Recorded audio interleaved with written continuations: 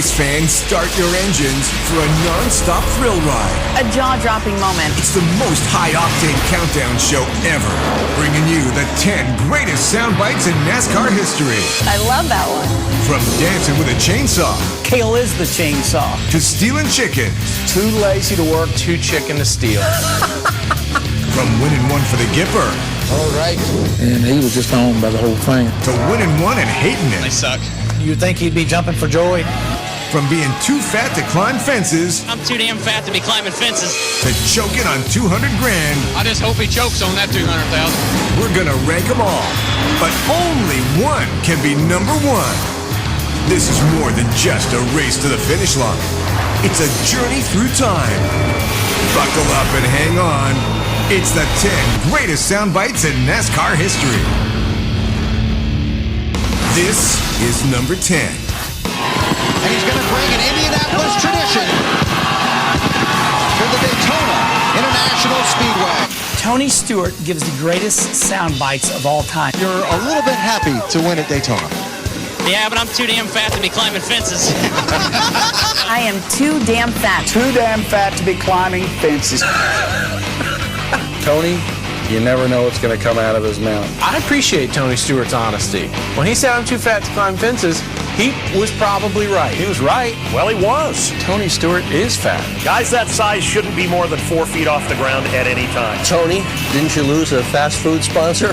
Home Depot said, we sell ladders. We'll give you a ladder. You don't have to climb the fence anymore. Tony Stewart started a really nice tradition. When he would win the race, he'd get out and climb the fence. You're a guy like Tony Stewart who admittedly likes to have frozen pizzas. That's a tough thing to do, to try and climb up to the top of that fence. That race ended at about 1:30 in the morning. There were wrecks. There were rain delays. Tony probably lost 20 pounds in the car before he even got to the fence. And not only did he do that, but he found his way into the flag stand, celebrated with the fans and everything. I think that was the year that Elio Castroneves climbed the fence at Indianapolis or whatever, and got the whole fence climbing thing going on. And that's just Tony for you. That's cool that he can put things in perspective like that. He's taken a few pounds off since then. I'm happy to say that Tony has found his slimmer side. It's even funnier now because if you see Tony, Tony's a slim down. I mean, Tony's looking good. He slimmed down so much, he has a new fire suit. He looks good now. Tony's got it going on. Number 9. Logano around. And here's Joey's team trying to keep him calm down, and this is probably best. Joey Logano has got a line and a quote that'll never be challenged. Joey Logano went down in the books as having something clever to say. I don't know what his deal is with me, but it's probably not his fault. You know, his wife wears a fire suit and the family tells him what to do, so it's probably not his fault. It's not his fault. His wife wears the fire suit in the family anyways. A jaw-dropping moment. There's a lot of drivers out there that the wise control. I don't care who you are. That's great riding, especially for a young man right after a race. That was brilliant riding. That was an instant classic, if you will. Stick to the drivers. Leave the wives out. If Joey Logano and Delana Harvick ever meet in a cage... Let's see. Joey Logano versus Delana Harvick. I'm going with Delana. She's going to go TKO on Joey's butt. I'd have to call that one a toss-up. The thing to me that's remarkable about that one is the Harvicks immediately printed up T-shirts that says, I wear the fire suit in this family, and they turned it into an opportunity for them. Anytime you have a little controversy at a racetrack, it normally ends up being a good thing for the sport. It shows that this sport has come full circle whenever you include somebody's wife into a quote so classy. Number 8. In 2003, Robbie Gordon had the fastest car. He was going to win that race. And under caution, Robbie started zipping by guys. Robbie Gordon. If I'm Robbie Gordon, I say, oh, I didn't know the caution was out. That's what Robbie Gordon does. Robbie Gordon goes fast. Caution, green, doesn't matter to him. But he knows if he didn't get by him there, he may not get by him. That's right. The first thing Jeff says to us is, I think Robbie's got a little problem going faster under caution than he does under green. Oh, man, Jeff Gordon's good. Man, he's good at that stuff. Good job, Jeff Gordon. You know what? That's all about taking a personal shot at someone. Ouch, Jeff. It's one thing to say, I don't like the way he drove me, or something like that. It's another thing to literally call him out. And in fact, that was kind of the beginning of the end for Robbie Gordon, who was not with Richard Childress Racing a whole lot longer. See, if you win a lot of races, you can act like a jerk and get away with it. But if you don't win a lot of races, it's kind of tougher. He basically said Robbie Gordon sucks. That's what he was saying. That's what he wanted to say. I think Robbie's got a little problem going faster under caution than he does under green. I feel bad for Robbie, because sometimes the truth hurts. Number 7. Why did I take up racing? Is because I was too lazy to do anything else and too chicken to steal. And that's a fact of life. You gotta love Kyle Petty. I never know which way is up with him. I mean, when you hear that quote, that is classic Kyle Petty, vintage Kyle Petty. Too lazy to work and Too chicken to steal. That could probably be said for a lot of racers. You know what? I believe every word that Kyle says there. I love the way he can express something. I think they ought to fill this place up with water to the outside retaining wall, dump bass in it, and have pro bass tournaments and sell seats in them grandstands right there and let people just watch them fish all day long. Be fine with me. I don't want to have a job where I sit on my butt all day behind a desk, so I might as well sit my butt in a race car. Being around race shops my whole life, being around racing my whole life. And one day I woke up and I knew a little bit about it, or I thought I knew a little bit about it. And I was too lazy to go get a real job. He's a heck of a singer. Probably could have had a career in country music. But he had a last name of Petty, so he had no other choice. I think it's very hard to be a third-generation driver, especially when you're following the most popular, most successful guy in the sport. When you grow up a Petty, you're going to do what the family does. He's kind of got that good country sense about him. Decides to stop by Krispy Kreme and get a couple of donuts right there. He still doesn't have a full-time job. You know, we do the broadcast together sometime, and he says, this is the greatest job. It beats working. I think Kyle Petty speaks for a lot of us. Well, we're all glad Kyle Petty did take up racing. He's better off at that than he was being a thief. Next, Kyle's jaw dropper. Kyle Busch in the 5. Kyle Busch just opens fire on the car tomorrow. I couldn't believe that. And DW telling him where to put it. Classic Darrell. I love that one. You can always sum up the moment in just a few words. When the 10 greatest soundbites in NASCAR history returns. Time now for the honorable mentions that just missed the 10 greatest soundbites in NASCAR history. For my money, the greatest call in the history of this sport consisted of just 3 words. And there's a fight There's a fight. between Cale Yarborough and Donnie Allison. The tempers overflowing. 20 years of trying, 20 years of frustration. Dale Earnhardt will come to the caution flag to win the Daytona 500. Finally. This is number 6. Give and take there. He's going to do a little bump and run here. They're going to drag race to the finish line. Yes! Kyle Busch in the 5. Kyle Busch wins the first ever race with the car tomorrow at Bristol. So everybody was on the case about this COT, the car of tomorrow. Kyle Busch ushers in this era. NASCAR was so proud of this thing. And then we get to victory lane in Bristol. I'm still not a very big fan of these things. I can't stand to drive them. They suck. Kyle Busch just opens fire on the car tomorrow. The first thing he does is get out of the car and basically said, They suck. the car's a piece of junk. You'd think he'd be jumping for joy. This car sucks. I can't stand to drive them. They suck. Move that to the Bonehead Show. I couldn't believe that. When I first heard that, I kind of cringed. I thought somebody with the last name of France or Helton's going to be calling Kyle Busch to talk about that. You couldn't suck too bad. You just made about $300 grand. That's Kyle. Idiot. Hey, dude, you're in the winner's circle. How can you say something sucks when you just want to race? Dude, there's a time and a place to bitch about something, but it ain't while you're standing there holding the trophy after you just won the first car tomorrow race. That's the equivalent of the chef saying, don't come to our restaurant, our food sucks. Jeff Burton says he's going to run for office when he gets through racing. Kyle Busch, not so much. Kyle always finds some way to blow it out the top. I can't stand to drive them. They suck. That, to me, is what's so great about Kyle Busch. He'll tell it how it is. You can always count on Kyle. In hindsight, looking back on it now, kind of funny. It's one of the funniest victory lane quotes ever. Number 5. They're hitting the wall. They're head on the wall. Driving a NASCAR is like dancing with a chainsaw. And when Cale Yarborough drove the cars, it was like dancing with a chainsaw because he was right on the edge of disaster all the time.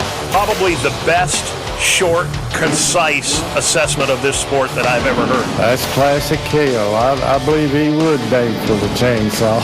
I think that's a pretty accurate description. Yeah, I'd say that's pretty accurate. It is. And Cale knows it, man. He is one of the toughest guys ever. He knows how to wheel a race car. He knew how to manhandle that race car. It can get you in trouble. You're out there dancing the step thinking you're having a great time, and all of a sudden it's all over. Who in their right mind would want to do that? Cale is the chainsaw. He was not a finesse driver. Cale Yarborough would go out, put the car inches apart from other cars at 200 miles an hour, knowing what the dangers were. The cars in those days didn't drive nearly as well as the cars today. Keep in mind, those days there were no soft walls, there were no Hans devices. A lot of the cars didn't have power steering or things of that nature. When you bump a wheel with somebody, the shock through the steering system would break my fingers. One mistake, you're in the fence, you're upside down, who knows where you end up. We're always out of control, but you don't want to be too far out of control that you step over that line. He didn't mind the challenge that it presented. I mean, he'd go after it as hard as he could every lap. That's what made him so tough and one of the most respected drivers behind the wheel. He was the guy that went out there and gave his entire heart and soul to the sport. Cale Yarborough knew what the danger was, but he was able to race on the fine line and get the job done. Number 4. In the fourth corner now, Wallace comes down low again. He pumps the tire. Waltrip loses it as they touch. Waltrip spins it backwards across the grass as they come to the white flag. There was so much tension between Rusty Wallace and Darrell Waltrip back in the day. Caught up with Darrell Waltrip. Darrell, simply, what happened? I just hope he chokes on that 200,000. That's all I can tell him. Well, that was after Rusty Wallace took him out. Yeah, the 1989 Winston, that was pretty good. What a great quote.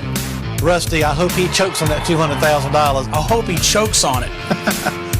Oh, me. I love that one. DW was on the receiving end of a Rusty Wallace push. Darrell does this long, lazy slide all the way out the floor, down through the grass. Well, the other great quote that followed that is Jim said, well, did he hit you? He said, No, he knocked the hell out of me. That's Darrell Waltrip. I think he would stand behind those words today. Classic Darrell. You can always sum up the moment in just a few words. Darrell Waltrip likes to quote about big money, especially when Darrell either has won it or he thinks it's been taken away from him. In some ways, maybe people thought old Jaws got a little taste of his own medicine on that occasion. And that was exactly the thing that DW did to a few guys over the course of his career. That's probably what made Darrell Waltrip so mad. When Rusty took him out, to win the All-Star race at Charlotte, he actually did DW a favor. Getting spun out kind of took DW from being a bad guy to the good guy. I just hope he chokes on that 200,000. I hope he chokes on that $200,000. It was one of the better one-liners of 1989, without a doubt.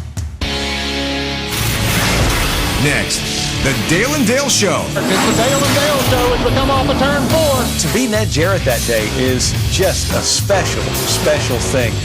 And the best way to lose moolah. Junior Johnson summed up what everyone knows in NASCAR. That's exactly right. When the 10 greatest soundbites in NASCAR history returns. Welcome back to the greatest soundbites in NASCAR history. This is number 3. Junior Johnson summed up what everyone knows in NASCAR. The best way to make a small fortune is to start with a big one. That's the quintessential racing quote. That's pretty true. Did Junior first say that? That's exactly right. Because I have heard it from so many car owners and drivers and journalists over the years. Well, I've never seen anybody got rich in racing. Isn't that just quintessential Junior Johnson? Junior Johnson is one of the best businessmen ever when it comes to knowing how to manage a team. It takes a lot of money to race, and you'll spend every dime you've got if you ain't careful.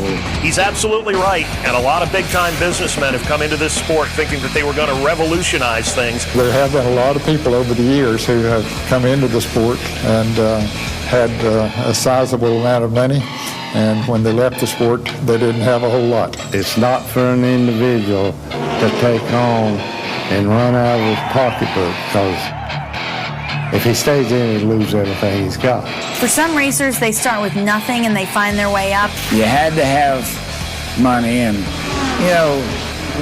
especially those of us that came down from the working class. I'm a believer that you can't finance it out of your pocket.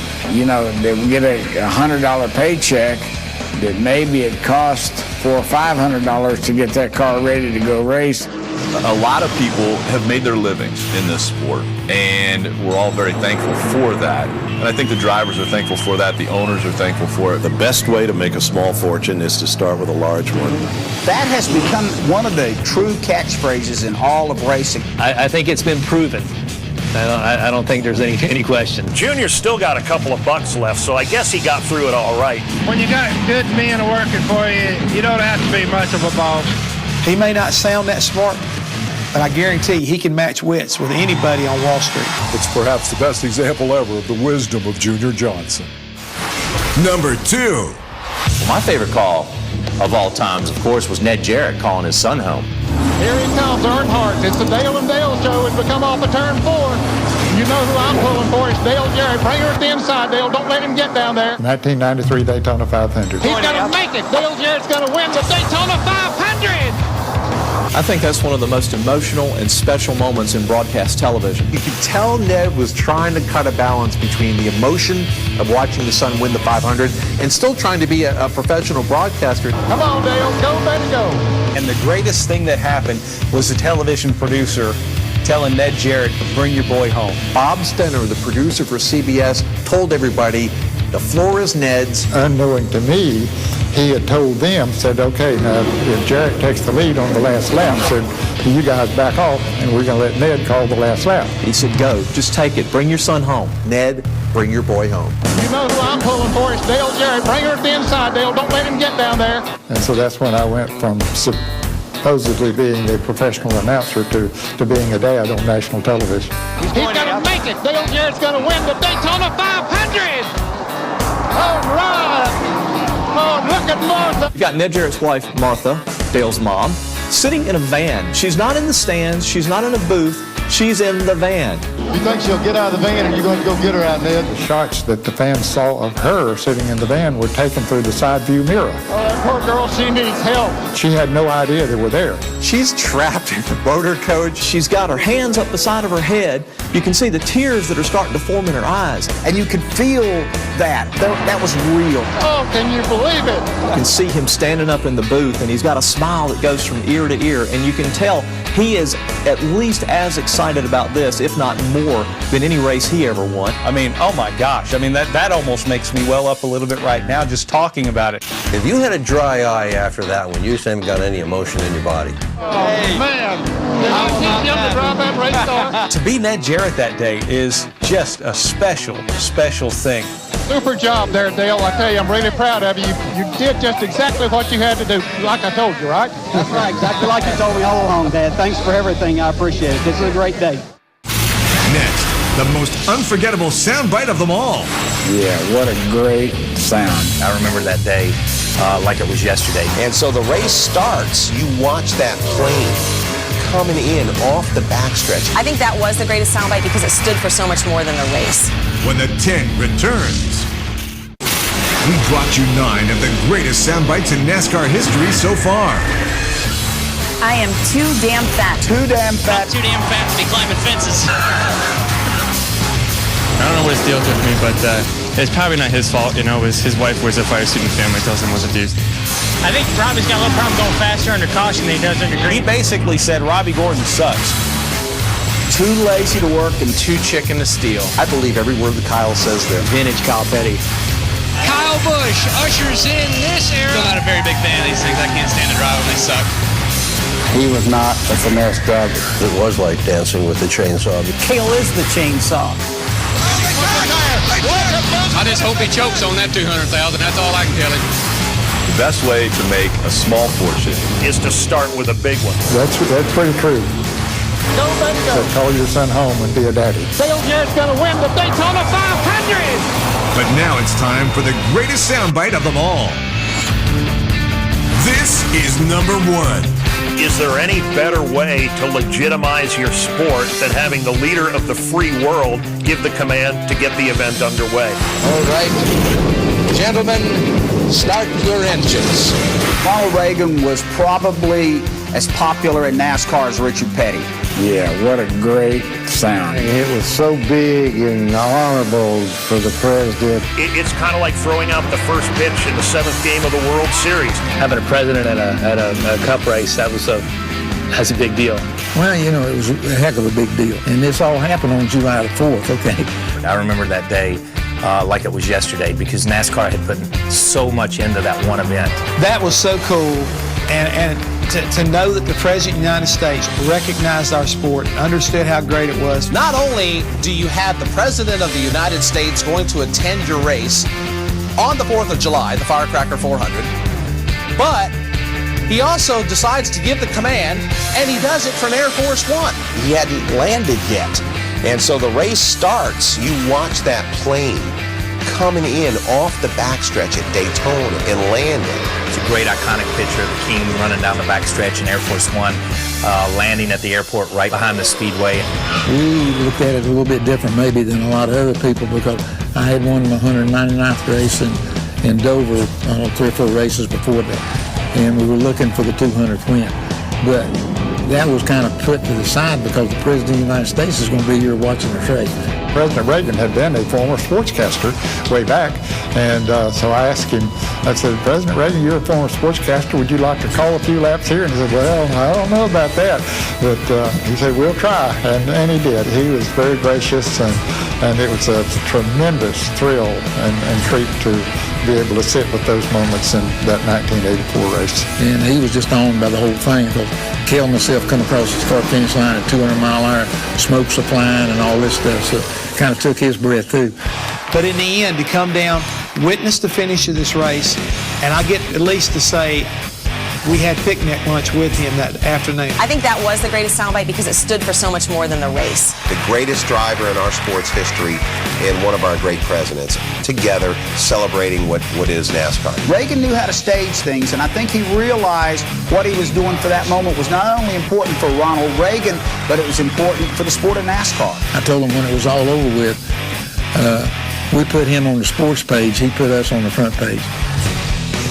Gentlemen, Start your engines! Gentlemen, start your engines! Gentlemen, start your engines. Start your engines! Start!